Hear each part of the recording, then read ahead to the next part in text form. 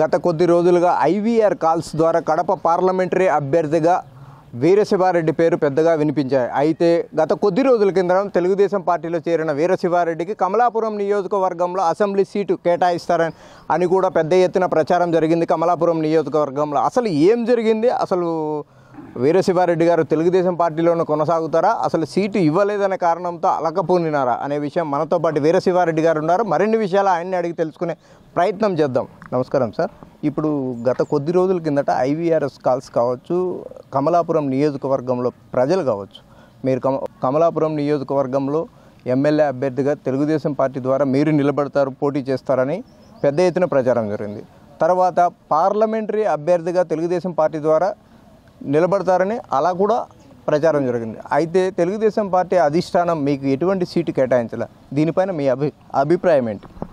అంటే తెలుగుదేశం పార్టీలో ప్రజల ఆదరణ ఉన్న వ్యక్తులకు సీట్లు ఇవ్వాల, కేవలం ధనవంతులకు, పార్టీకి 10 కోట్లు 20 కోట్లు చందాలు ఇచ్చిన వాళ్లకు, తర్వాత డబ్బంతా మేమే ఖర్చు పెట్టుకుంటామనే వాళ్ళకు సీట్ ఇచ్చినాడు. కమలాపురం నియోజకవర్గంలో ముందు నేను ఎమ్మెల్యేగా సీటు ఆశించిన, నేను 3 మాటలు గెలిచిన, 4 మాటలు ఓడిపోయిన ఆయన్ను ఎంపిక చేసినారు. అంటే ప్రజాదరణ ఎవరి వైపు ఉంది, ప్రజలు ఎవరి వైపు ఉన్నారు, ఎవరైతే గెలుస్తారో అనేది పరిగణలోకి తీసుకోకుండా ఈ ఎంపిక జరిగింది. సరే, ఏదో జరిగిపోయింది, నేను కామ్గా ఉంటే మళ్ళా ఊరకు ఉండకుండా పార్టీ వాళ్ళు ఐవీఆర్ఎస్ని ఒక అభిప్రాయ సేకరణ జరిపినారు. సరే, ఏదో పార్లమెంట్ కంటెండర్ చూస్తాం, పార్లమెంట్ ఛాన్స్ వస్తుందేమోనని వెయిట్ చేసిన. ఐవీఆర్ఎస్లో ఒకరిని కాదు ఇద్దరిని కాదు 3 తీసుకున్నారు. అంటే అనుభవం కానీ, పార్టీలో ఇంతకుముందు గెలిచడం కానీ, పార్టీకి సేవ చేసడం కానీ ఇవన్నీ ఏం లేకుండా కేవలం ఇటీవల పార్టీలో చేరిన ఆదినారాయణ రెడ్డికి ప్రిఫరెన్స్ ఇచ్చి, ఆదినారాయణ రెడ్డి మాట ప్రకారము అక్కడ కూటమి తరపున ఆదినారాయణ రెడ్డికి సీటు, ఇక్కడ పార్లమెంటుకు వాళ్ళ అన్న కొడుకు సీటు ఇవ్వడం జరిగింది. అంటే చంద్రబాబు నాయుడు కడప జిల్లాను వదిలిపెట్టుకున్నాడు. కడప జిల్లాలో పోయిన ఎలక్షన్స్లో 10 సీట్లు పోయినాయి.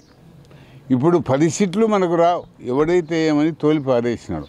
అంతకు తప్ప కడప జిల్లా మీద శ్రద్ధ తీసుకోలే, ప్రజాదరణ కలిగిన వ్యక్తులను పరిగణలోకి తీసుకోలే.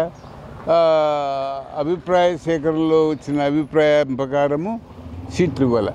అయితే కమలాపురం నియోజకవర్గంలో రాజకీయంలో ఆరితేరిన వ్యక్తి మీరు. కొన్ని ఏళ్ల నుంచి రాజకీయంలో ఉన్నారు, బాహీలతో ఢీకొని గెలుపొందారు. ఇది కూడా గమనించలేదా తెలుగుదేశం పార్టీ? కథే లేదు. అవన్నీ ప్రజలకు 3 మాటలు గెలిచినోని పరిగణలోకి తీసుకోలే, 4 మాటలు ఓడిపోయినోని పరిగణలోకి తీసుకున్నారు. చంద్రబాబు నాయుడు ప్రజల గాలి మళ్ళింది, తెలుగుదేశం పార్టీ వైపు ప్రజలు ఉండారు అని ఆయన ఇష్టం వచ్చినట్టు సీట్ల పంపిణీ చేసినాడు. ముఖ్యంగా కడప జిల్లాలో ఆయన ఏ సీటు వస్తుందని ఆశ పెట్టుకోలే. ఆయన ఎంపిక చూస్తే ఆ రకంగా ఉంది. అంటే తెలుగుదేశం పార్టీ కేవలం డబ్బు కోసమే టికెట్లు కేటాయిస్తుందనే అభిప్రాయం ఉందా? ఖచ్చితంగా కొందరికి అందరినీ ధనవంతుల్ని ఎంపిక చేసినారు. దీంట్లో 3 కేటగిరీలు ఉన్నాయి. ఒకటి 20 కోట్లు 30 కోట్లు పార్టీకి చందాలు ఇచ్చిన వాళ్ళు. రెండో కేటగిరీ డబ్బంతా వాళ్ళే పెట్టుకొని నియోజకవర్గంలో ఆర్థికంగా వాళ్ళే బరాయించే వాళ్ళు. మూడో వాళ్ళు ఇంకెవరన్నా ఎస్సీ ఎస్టీలు ఉంటే వాళ్ళకి ఏదైనా అంతో ఇంతో ఆర్థిక సహాయం. దీనివలన కడప జిల్లాలో సీట్లు ఒక్కటి రావు. అంటే ఇప్పుడు మీకు సీటు కేటాయించలేదని అనే కారణంతో మీరు తెలుగుదేశం పార్టీలోనే కొనసాగుతారా, లేదా వేరే పార్టీలో చేరే అవకాశం ఉంది? ఇంకా ఇంత అవమానం జరిగినాక,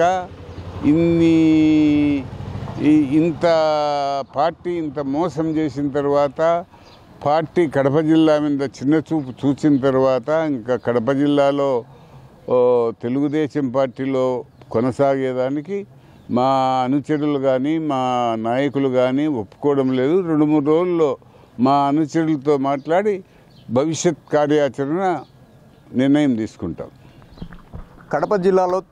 కడప జిల్లాలో తెలుగుదేశం పార్టీ అధిష్టానం నాయకులకు అండదండలు ఉండాయా లేదా అనేది కూడా చూడడం లేదు. కేవలం డబ్బు కోసమే ప్రలోభకు గురి చేసుకొని డబ్బు కోసమే నేతలను కేటాయిస్తున్న తెలుగుదేశం పార్టీ అధిష్టానం అంటున్న వీరశివారెడ్డి. కెమెరా పర్సన్ సుదర్శన్తో మధు, బిగ్ టీవీ, కడప.